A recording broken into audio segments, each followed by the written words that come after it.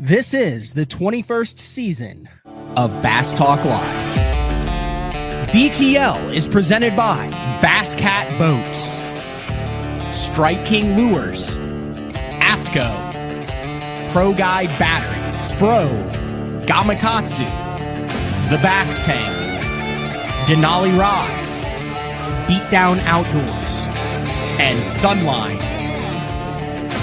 BTL coming at you.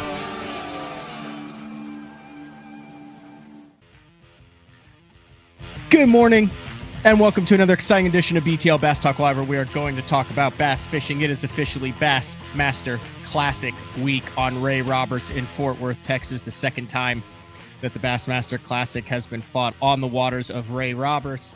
3-day total, a little over 50 pounds. Hank Cherry took the title 4 years ago now.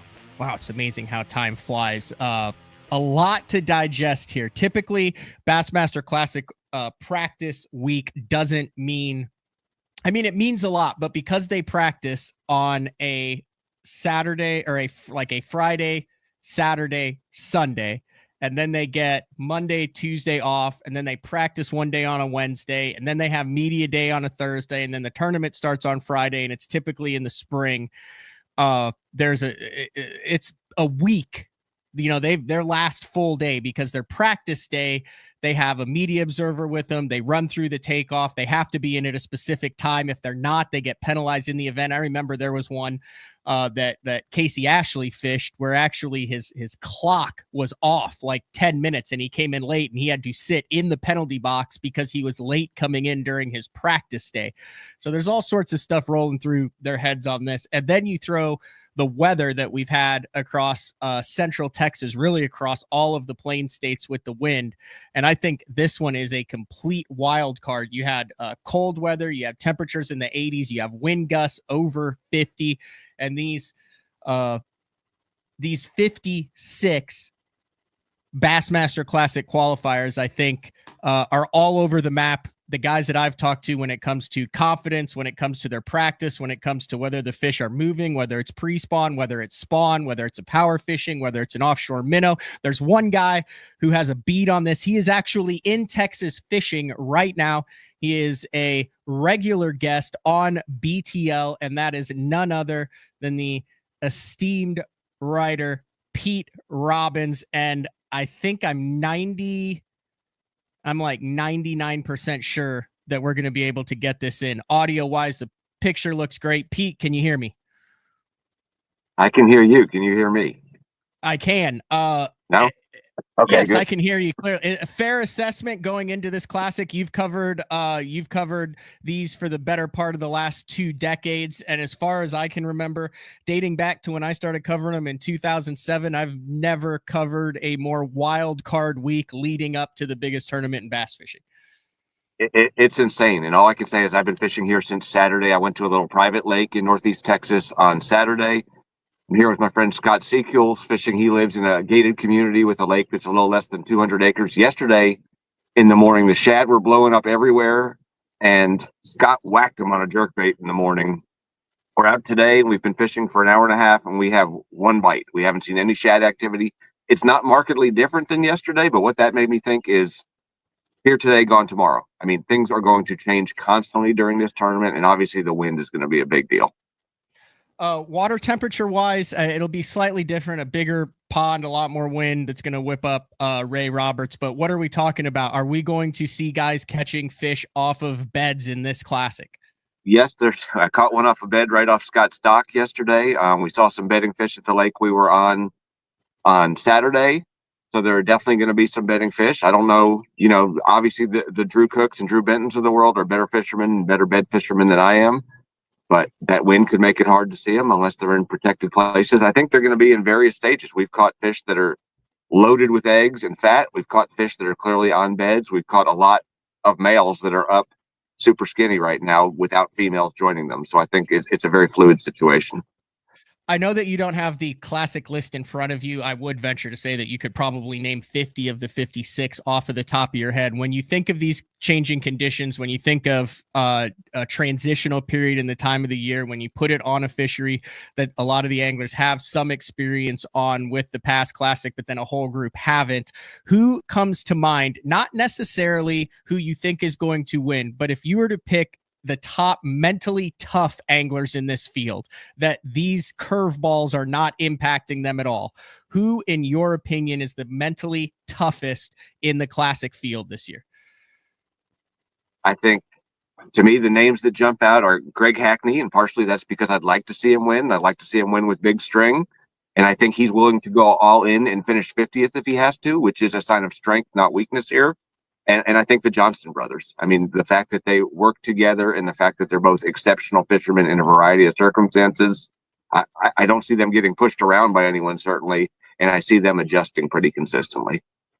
It is very interesting that Hackney is in this field. He actually was first man out based on the points, and then with Hamner in from the classic champ, Hackney is back in as the number 53 guy.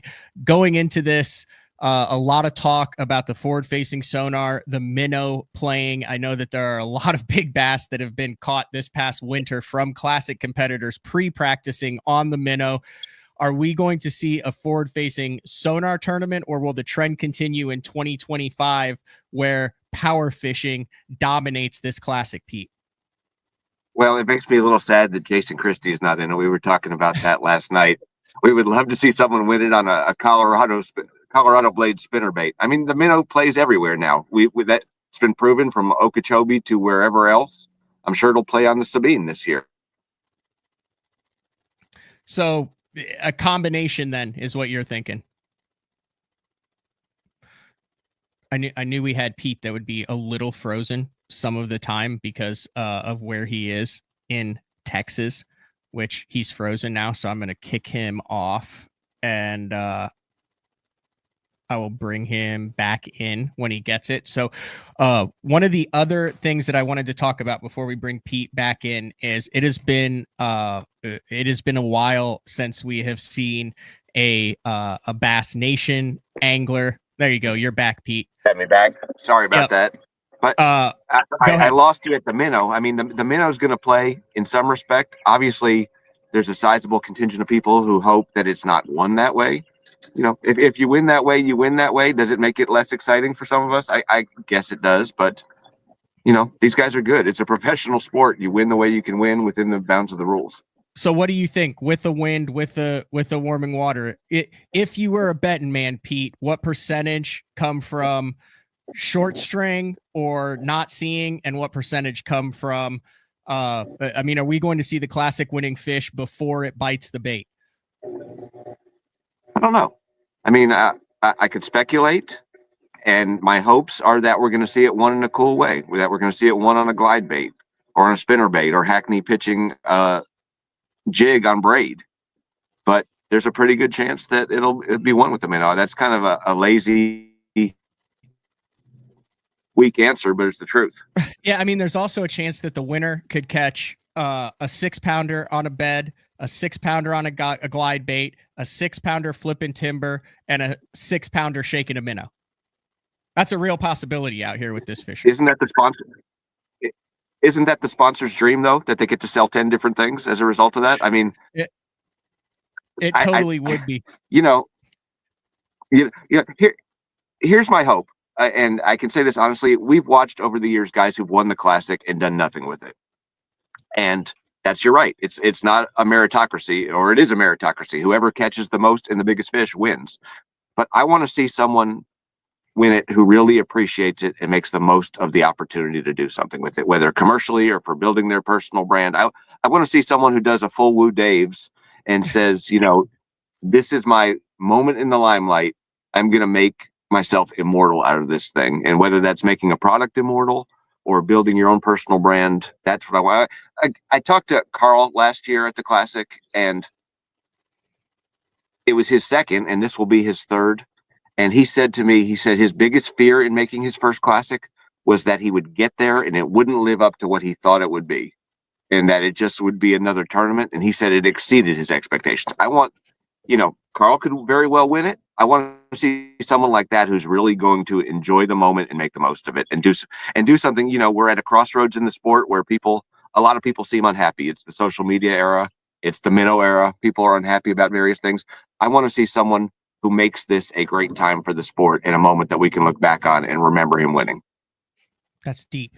That's deep, Pete. I try. You've mentioned we've mentioned some young guys. We've mentioned some older guys. The field is treading to young. You do mention you've got the Greg Hackneys in here, Jacob Perosniks, Matt Aries, John Cox, Brandon Lesters, Scott Martins. He's in because of a win at Okeechobee to kick the Opens off last year. But you also have a lot of young anglers in here: the Easton Fothergills, the JT Tompkins, the Trey McKinneys, Robert G's. The list goes on and on. Age wise, does this favor, with what we've seen this past week, a young 20 something or a KG Wiley veteran who's fishing in his 10th classic? It used to be you'd go to a classic 20 years ago and there were 10 or 15 guys who were out of it before it even started. And I think that number has fallen to 2 or maybe 3 guys who are just in over their heads at this point. You talk about the young guys, the Trey McKinneys. He's clearly proven he can win in Texas. You talk about Hackney. He's clearly proven he can win in Texas. I kind of think there's that mid-range guy we're forgetting. Guys who are not in their 20s, but in their 30s. I guess Patrick Walters is almost 30, right?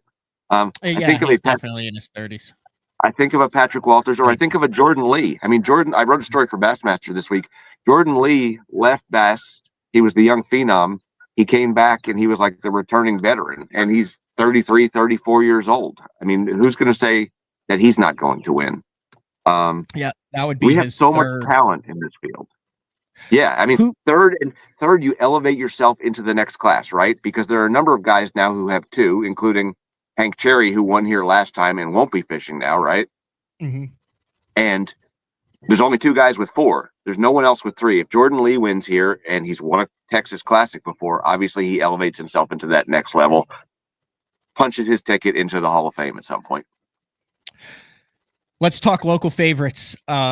Lee Livesey, not exceptionally close to that, but a Texas angler. The 2 that obviously stand out to me are Ben Milliken, also not incredibly close to that, but a lot of experience there. And then Chris Zaldane, who had a strong year last year to make this classic. I've talked to Chris personally. I know that he's putting, for lack of a better term, all his eggs in this basket.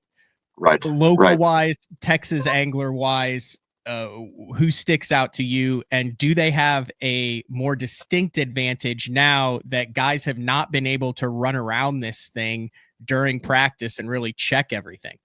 I think probably that helps Chris in particular, who has clearly spent probably the most time in the past 2 years on the lake. I talked to Milliken this week, and he said he'd only spent a total of 2 days on Ray Roberts prior to this official practice.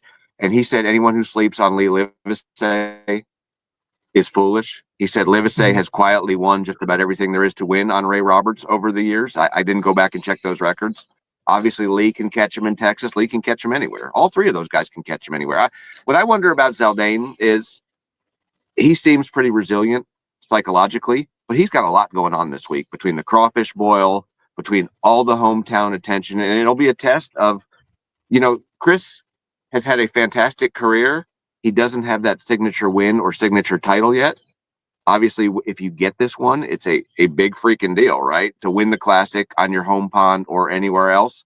But he's going to be juggling a lot of different balls this week and trying to figure things out. He's a veteran of Classics, so I don't think he's going to be fazed by the pressure. But with so many good fishermen in this tournament, everyone has to have everything go right. They have to have all their ducks in a row, lined up, ready to go. And, someone catching a 10-pounder when you catch a bunch of 4s and 5s hurts your chances of winning. And it's a tournament, as we know, where winning is the only thing that really matters. You mentioned the winning. There's 2 anglers in this field that I have circled that I feel like have a lot of pressure on them. Some of it they've put on themselves. Other of it is, from the media and just longevity. Basically, the only tournament or title that Greg Hackney does not have on his resume is a Bassmaster Classic win. Scott Martin also coming off of the DQ, the self-reported DQ at Okeechobee on the home pond, but unfinished family business has been his theme since not returning, but since making the Bassmaster Elite Series. Do you think those guys feel pressure? Is there pressure on them? And are Scott and Greg the guys who the most eyeballs will be on to really cement a legacy with that Bassmaster Classic trophy? I shouldn't say cement a legacy. Their legacy's already cemented, Pete, but kind of the cherry on top of a incredible Hall of Fame careers. I think there's pressure on them, but I think both of those guys, from what I know about them, and I don't know either one real well, is that they don't feel the pressure. I mean, they're guys who, like you said, they're sort of playing with house money at this point. They both have major titles. Hackney has multiple major titles. Scott is possibly the greatest professional angler of the YouTube era. Their careers are cemented, and that gives you the freedom to go out and go for broke and really fish hard in a way that can put you in 50th place. I think neither of them, if guys say it's my first Classic, it doesn't matter where I finish, but that no one wants to walk across the stage with one fish for 2 pounds. And I think that's a harder pressure to deal with if you're a younger guy than if you're a Scott or a Greg. The last time we saw a Japanese angler take the Classic title was Takahiro Omori. He knew it in the last 15 minutes and crazy. We've got 2 anglers in this field that are red hot. 2 Japanese anglers that do things that are unique, that are different, that are redefining finesse fishing in Taku Itu and Koya Fujita. I think there's also a legit shot that we go into the final day of this thing, Pete, with one of those 2 anglers vying for the Classic title. I hope so. I mean, they're both fantastic anglers, and they've both proven that they can close out a tournament. And you think back to when Jordan Lee won at Conroe, no one was really thinking that finesse was an option to win a Texas Classic. So in 8 years, we've gone from talking about finesse guys not being competitive to finesse guys expecting that one of them will be in the top 5 or the Super 6. And that's great. And one other international angler I want to talk about is Jeff Gustafson, who had a terrible start in Florida. And he's not out of it in the AOI race, but he's sitting in like 95th right now. His best chance to get back to a Knoxville Classic may be winning a Texas Classic. So, Gussie's another one who doesn't seem to feel much pressure, but at the same time, he has to be feeling pressure to either turn it on the elite side or win this one to get back to Knoxville, where he's been dominant. The Classic qualifier, Pete, in the past has gone on to do great things in their career. We almost saw Jordan Lee make a miraculous comeback on Gunnersville when he was representing Auburn University. Do you know anything about the 2024 College Classic qualifier, Dylan Atkins? I know very little about the College Classic qualifier. Say that 10 times fast. Yeah. I know comparatively little about the Bass Nation qualifiers. Okay. I know a little bit, obviously, about the guys who came out of the EQs because they've had a little more pub. But, it would be cool to have a college winner, obviously. I think that would be big things for the sport. I think there would be some huge resentment at the top of the game because guys who feel like they've paid their dues will be frustrated that someone who effectively paid very little to get there in terms of time and in terms of money gets to win the title. But again, the rules are the rules. You think back to when Pam Martin Wells was in it, people were upset that a female qualifier got in through a less rigorous qualifying mechanism. But, this is good for the sport. I feel like we're at an inflection moment right now where everyone was so mad about things. People were mad about forward-facing sonar or rules infractions. And then Palaniuk wins. And unless you're the guy who came in second or third, it's hard to be mad about that. And even the guys who came in second and third were pretty happy because they all seemed to have a great time together. We need a really feel-good moment, however that's defined, and we need someone who recognizes what it means to win a Classic. It is interesting. There are a lot of big names. You mentioned Palaniuk, and you also mentioned Jason Christie. There are a lot of perennial Classic qualifiers and winners who did not make this field. But I think a lot of that talent was replaced with the talent that came through the Bassmaster Opens with the 9 qualifiers last year. You have Scott Martin, Kyle Austin, Bobby Bakewell, Jeremiah Kindy, Josh Butler, Easton Fothergill, Jay Shakurat, and Cody Stahl. And sometimes you see a local who wins an event, gets in the Classic, and it's the highlight. But the vast majority of those qualifiers, I don't think they're just happy to be here, Pete. I don't think Kyle Austin, I don't think Josh Butler, I don't think Easton Fothergill, Cody Stahl, I think those guys came here tasting blood in the water. They've been there, they've done it. Josh Butler is a veteran, Easton Fothergill, a prodigy. This tournament, to me, Pete, plays right into the hands of Kyle Austin. He's a guide on Santee Cooper. He's not scared of timber. He's not scared of running lanes. He's not scared of catching big fish. He's not scared of catching big fish from timber during transitional periods in big waves. I think he's on a free roll here. I think Kyle Austin could be very dangerous in this event. I hope so. I'd love to see someone like that win, as long as they recognize what it means to win a Classic. Sorry, the bilge pump's going off. Apparently, I ate a little too much Texas barbecue. Yeah, speaking of another Kyle Patrick. Like, yep. I know I'm kind of changing the topic there. Kyle is my boy. I don't think anyone dislikes ADHD Kyle. You've got a man crush on Kyle Patrick. Kyle is awesome because Kyle he appreciates every moment that he's out there. He can't imagine doing anything else, and that's what I want. I mean, Jeremiah Kindy's been around for a long time. I don't think anyone's putting him on their fantasy team necessarily, but you shouldn't be surprised if he wins. Bobby Bakewell, when I was on your show talking about the best scopers out there, and Little Alton and Jody White talked about Bobby Bakewell, the people who are in the know that you don't get to the Classic in this day and age by luck. You have to really accomplish something over a period of time, and that's why we can expect guys who have 0.01 fantasy percentage ownership to still win. All right, I'm going to let you get back to fishing. I know your partner's up there slinging away, and I can see you. You're getting kind of twitchy there, Pete, so I'll let you get back to casting. You don't get very many days on a private pond with no wind in Texas during pre-spawn, so I appreciate you taking time out to do this.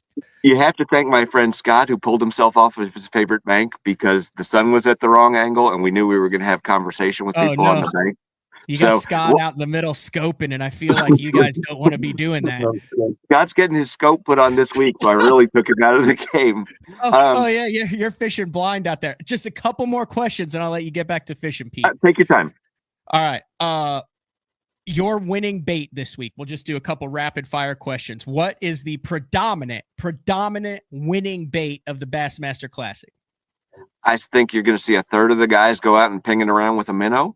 You're going to see a third of the guys go shallow with a spinnerbait or a jig or something like that, and sort of a third wild card stuff. I mean, we've seen baits like that Clutch Boss seems to show up every tournament now, and I don't know that they're sponsoring anyone. It shows up because it catches big fish.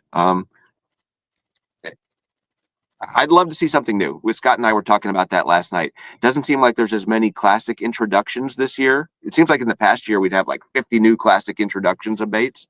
I'd love to see something that we've never heard of and someone make himself a millionaire, not just through tournament winnings, but by promoting a new bait that came out at the right place at the right time.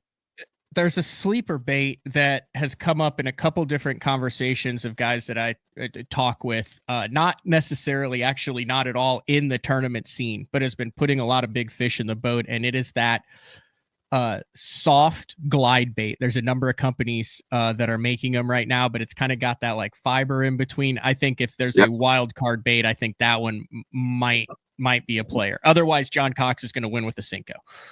Or a general, a wacky rig general. Max set general. That's John. Yeah. And he's going to do it with no electronics. He's going to do it just laugh. I mean, who could be mad if John Cox wins this tournament? He's kind of in that Steve Kennedy class, right? Whether he catches them or not, he just seems happy to be fishing every day. And that's what the sport needs right now. Is it a record winning weight for this year's Classic? It could be. I mean, we hope so. What's the winning weight? 69.11, Van Dam? Yeah, these are yes or no questions, Pete.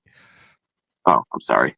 I'm being a little long-winded. I say yes. No, you're not being long-winded, but you can't just say like possibly, because then that's like the whole thing is like people are being like, I say yes. I say yes. Someone is going to have a 30-pound bag and two 22 to 24s. Ooh, so that would put them over 69.11. How many bass over 8 pounds caught during the 3 days of competition by all the competitors? 10, including a double digit. A double digit in the classic. Has there been a double digit in the classic with did Clun catch a double digit down in Florida in 05? Clun did, and Preston Clark did as well. Okay, so there's been 2 double digits in the classic. Here's the next thing. How much of an impact do you think the weather will have in the actual classic? Will the weather become the main storyline, particularly on Friday? It's the story right now. It'll be the story every day. I know you don't have a crystal ball on this, but you've got a little bit of insight behind the scenes with Bass, with your writing. Is there a contingency plan? Are they sending them out? They sent them out on the dust storm. Bro, they didn't send them out. All the anglers chose to go out on the dust storm. Obviously, I don't feel like a Monday postponement is an option with everything that goes on around the classic. Is there a chance this is a 2-day classic, or do they say, hey, these are the top 56 guys in the world. You've had 3 days to figure this out. Be safe. You know how to handle your boats. And it turns into an episode of Deadliest Catch on the Bering Sea. It comes down to safety. I trust that Lisa and Chris and Hank will make the right decision. If it's uncomfortably dangerous out there, that they will not send guys. I don't know anything off the record or on the record. I hope they have a contingency plan. I don't really know how Ray Roberts lays out, whether there's an open area that you can launch or whether there's some more protected areas you can launch. But I think if it's likely to be dangerous on the main lake, they will not send guys out. And that's a hard decision to make. The last time I think of that happening was the Catawachi Classic, when we had a fog delay till about 10 or 11 o'clock in the morning. And guys were out there running around with radar, trying to learn radar the morning of it. And I seem to remember Ike's Marshall told me, I wish Ike could drop me off in Venice because I was scared we were going to hit a wellhead. So I intentionally ran with Kelly Jordan as a media observer in that, because I know he was going to Venice and he did not have the radar on his boat. And how was it? The wildest thing I have ever seen in my entire life, Pete. The guys with radar were balls to the wall. Kelly took him an extra hour to get down there. He only had half an hour to fish. He literally made 1 pass. His best mat, his first flip, he jacked a 30-pound bull red that absolutely decimated the mat. He ended up piecing a small limit together, and then I just sat there tucked in as we just ran through oyster bed steaks for 30 miles on the way back. But on the way down there, it was nutso. You know, there's been a lot of criticism from the keyboard warriors about bass management right now. Mm-hmm. And I don't agree with most of it. I think they've come into a very tough situation in a lot of ways. But I think eyes are on them, and they're going to get criticized whether they cancel a day or whether they send guys out in the rough stuff. I hope it's a clear-cut decision.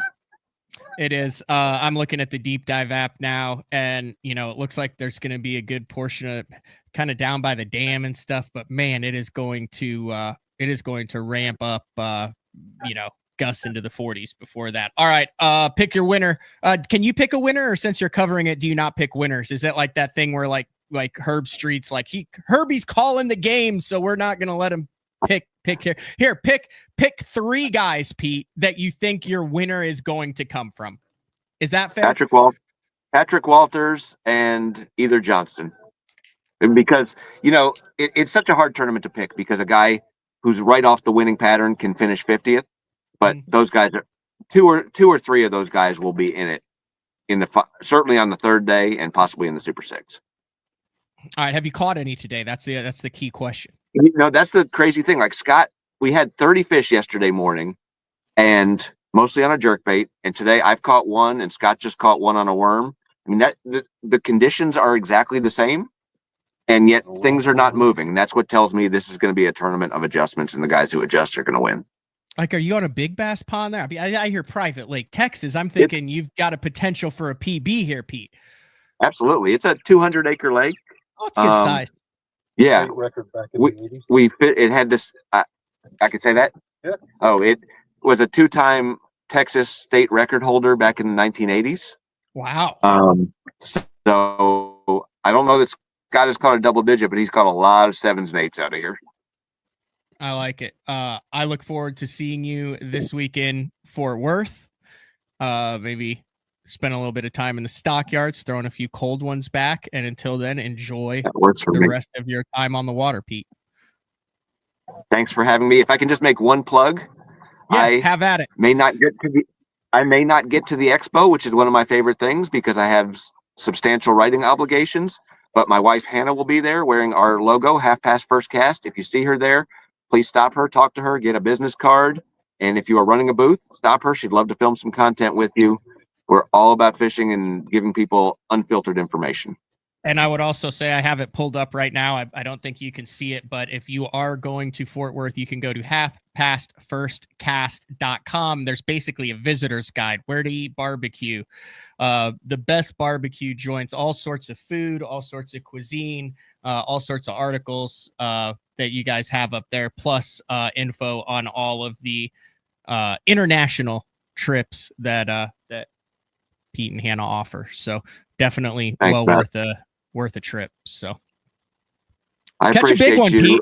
Like I expect to see. I'm headed to Texas as soon as we're done with the show here. The classic crawfish boil to support St. Jude and Cook's Children is tonight, 6 to 10 p.m. You must get tickets if you're going. It's $150 a ticket, limited tickets. This is the last couple hours. So if you're not catching this live or in the immediate replay, but the classic competitors will be there. Hundreds of pounds of crawfish, cold beverages included. Go to classiccrawfishboil.com for all of the information. It's at Texas Whiskey Ranch. I'll be there along with a bunch of other people tonight. So thanks, Matt. All right. See Pete. What? All right. That is the one and only Pete Robbins. Dude, that takes a lot to get Pete to stop fishing. I know how much of a hardcore angler he is. And I know that, I mean, I could have just cost him an 8-pounder, but I greatly appreciate it. All right. We're going to take a break. I was like almost last second getting onto the show today because Golf Channel had on the playoff of between JJ Spawn and Rory McIlroy, the 3-hole playoff on TPC Sawgrass, number 16, 17, and 18. They actually tied yesterday, and the players, when it is tied, it goes into a 3-hole aggregate, which got me thinking a little bit about overtime, a little bit about ties, and how badass that would be in the Bassmaster Classic. So we're going to take our one break of the show. When we come back, I want to touch on that. And then I also want to kind of get people up to speed on what we've got from Bass Talk Live during Classic Week, where I'll be, where Frank will be, where you guys can come if you're going to be at the Classic Expo, where you can see us. So it's BTL on a Monday, Classic Week. We'll be back right after this. The new Puma STS has been redesigned from the ground up. With the angler, design, function, and performance in mind, nothing on this new offering was compromised, and the only thing carried over from the previous version is the name. Based on the Soft Touch series hull that started with the flagship Jaguar, this new model is nimble and performs incredibly well at all speeds with either a 250 or 300 horsepower engine. Featuring a new 96-inch wide-body footprint, this hull measures out at 20 foot 7 inches in length. Industry-leading design coupled with tournament-winning performance. The Puma STS from Basscat. Feel the rush.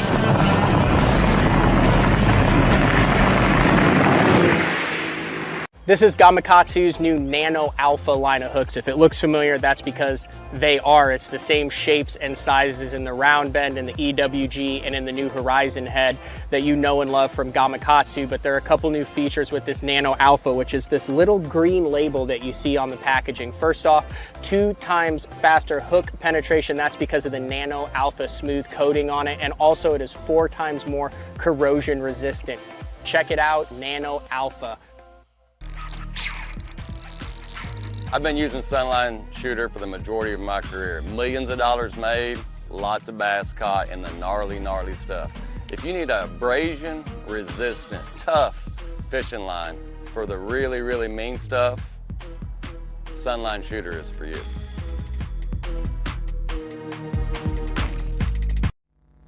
Your early morning mentality is your every hour mentality. All gas, no brakes. Focus. purpose, power. Destined for the water, but confident everywhere else. A calming buzz before the storm, truth of nature itself. You can't catch lightning in a bottle. There's a limit out there, but it's not with your gear. Unrelenting power delivery. Unparalleled weight savings. Keeping you on the water, whether you run a 9.9 or outscoping your best 5. In this rare air, there's power in the silence. It's a mindset, thinking only of the things that matter and freeing your mind from the things that you trust. Beatdown is efficient. Rock solid. 100% American made. This thing is super tough. I mean, this thing is not going anywhere. I've ran the Beatdown double stack from Florida all the way up to New York. And the one thing that I know is when I get to my fishing destination, I never have to worry about issues with my graph mount. Your options are endless with these mounts, but they're steady, they're solid. These are the most reliable mounts on the market, and you can't go wrong with the Beatdown.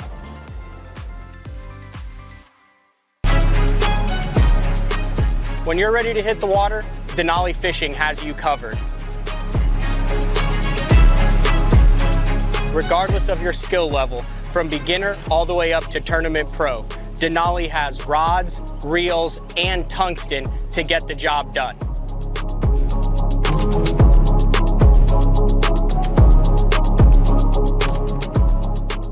Check them out at denalifishing.com. All right, welcome back. Big shout out to Pete Robbins. I'll have to get him back in studio. I love when he's a guest, full of stories and adventures. He's an adventure guy. You can go to like Guam and stuff to catch fish, all sorts of wild places. Speaking of a wild place, will be the Bassmaster Classic Expo, Friday, Saturday, Sunday. You can look at the, I will update the YouTube description below this on the show, but we'll be at the Pro Bass Adventure booth on Friday and early on Saturday as well. If you have any, going to be in Fort Worth and want any information on Bacharach, El Salto, also Josh and the guys at Pro Bass Adventure are giving away a trip. I believe it's a 4-day, 3-night trip to either Bacharach or El Salto during a time of your choice. All you're responsible for is airfare, and you can go by the Pro Bass Adventures booth at the Classic and register for that. Also, chat with the guys that are down there, with Josh, who's been on BTL, with the other guys from Pro Bass Adventures. So if you have any interest in that, highly look into it. Also, we'll be at the Bass Tank booth a lot,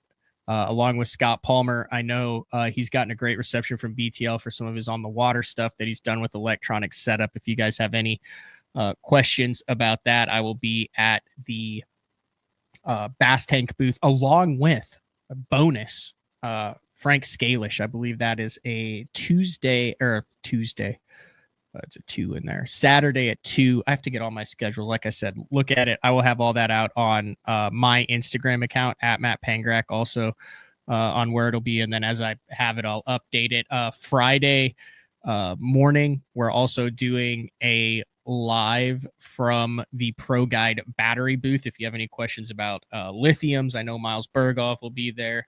I believe Jeremy Lawyer will be there, myself, a bunch of other guys who run the Pro Guides. If you have any lithium questions, that's a great time to do that. And then Saturday at 12:30, and it's actually like in the description of this past Thursday show, and I want to say Sunday at noon. You know what? I should probably look that up. But that's the times we're going to be there. Check it. I know it's Saturday at 12:30 is when the first chance to meet Frank, the man, the Frank Scalish, at the Pradco booth. You can actually get online and look at the booth numbers on the Bassmaster Classic website. If you go to the expo, they have a great layout of it. So at the Pradco booth, 12:30 each day, there'll be a limited run of specific Pradco bait. I believe Frank said he thought that it was the FX colored series of the Rogues. that if you are in line there early and can get your hands on one of those, meet and greet with Frank, and then also Sunday. And then I will also be at the AFCO Denali Spro Gamakatsu booth the rest of the intermediate time in between, then also Beat Down Outdoors. I'm not sure if Power Breaks is going to be there. If Power Breaks is going to be there, that'd be worth a stop as well. So like I said, stay tuned for that. I did mention I want to talk about overtime. There's part of me like it's kind of a pain in the butt for the media and the way things go, and we talked about like moving this thing into Monday depending on the weather on Friday, which I said I don't think that's an option. I don't know, but we have not had a classic tie, I believe. And I was watching that. I got really into the Players Championship there with Rory trying to get number 2 with that iconic 17th green on the TPC. And today they had a 3-hole playoff. So like everyone came just to watch Rory and JJ Spawn. You got a guy who's won 29, 30 times now on tour versus JJ Spawn, who like worked his way up through the amateur ranks. Really didn't get serious with it till later in life. And it wasn't close. I got to watch it until I don't want to give anything away if anyone has it recorded, but dude, that would be so wild to have a fish off. We've seen it in the TTBC before. I believe Keith Combs is the one who caught the 2-pounder. It was the first legal fish, wins. And then that's when Ike sawed off the rod over the gunnel, gave her the old heave ho into the pond. But I wonder, I don't know what the Bassmaster Classic fish off in case of a tie would be. I know it goes down to and I also don't know, do the tiebreakers change in the Classic? So like, let's say 2 guys tied, does it go to like big fish then? I feel like in the Classic, it should be like the NHL playoffs, where if you are tied on pounds and ounces, it shouldn't be like big string or big fish as a tiebreaker. It should be head back to Ray Roberts on a Monday morning and have 2 guys fish. And I also don't think a first fish thing, because you have to give each guy a chance. I think a 3-hour live streamed fish off for the Bassmaster Classic title is the way to go. I know they have rules in place. I'm not sure what they are, but we've had several in the Opens. I don't think there's never been a tie in Elite Series history, which is crazy. You would think of all this, we've had 1-ounce wins, 2-ounce wins, 3-ounce wins. I believe like Rojas over Swindle was a 1-ounce win. John Cruz over Ski. Like there's been a number of 1- and 2-ounce wins, but I would love to see a tie, selfishly, on that. All right, I'm headed to Fort Worth. Like I said, the Classic Crawfish Boil is tonight. You can still get tickets. Classic Crawfish Boil. All proceeds go to St. Jude and Cook's Children. Classic qualifiers will be there. I know there's hundreds of pounds of crawfish. Texas Whiskey Ranch. Check it out on classiccrawfishboil.com. Tomorrow, since I'm going down there, no show. We do have episode 3, a really good episode of Best on Tour this week with Dave Rush.